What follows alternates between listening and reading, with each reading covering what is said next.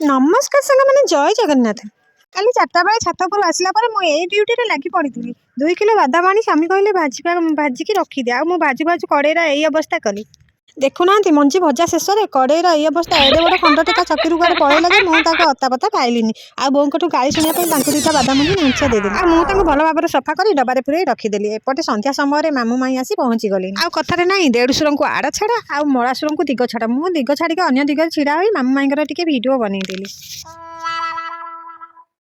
এইটা হলে আজি সকালের ভিডিও ভূষମ ମାସ ଆସିକି ଆମ ବାଟ ମୁହଁରେ ଡାକ ଛାଡ଼ିଲେ।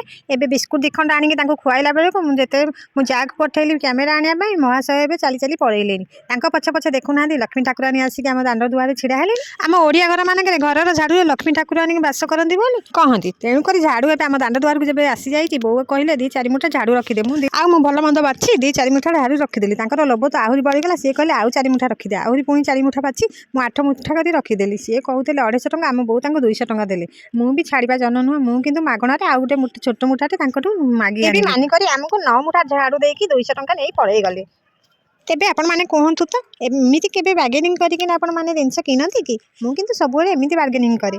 ତାପରେ ଘରର ରୋଷେଇ ଅଧା 3 ପା ସରି ଆସିଲାଣି। ଏବେ ଆମର ଖୁମ୍ବା ଆଳୁ ଟିକେ କଟା ହେଇକି ଭଜା ହବ ବୋଲି ସମସ୍ତଙ୍କର ଆଶା ଥିଲା। ଆଉ ଆଶାଟି ଫାଇନାଲ ମୁଁ ପୂରଣ କରିଦେଲି। ଖୁମ୍ବା ଆଳୁ ଟିକେ କାଟି କୁଟାକି ମୁଁ ଯାହାକୁ ଦେଇଦେଲି ଭାଜିବା ପାଇଁ।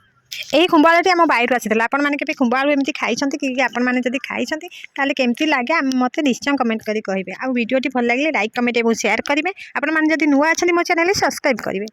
ରହୁଛି ନମସ୍କାର, ଜୟ ଜଗନ୍ନାଥ।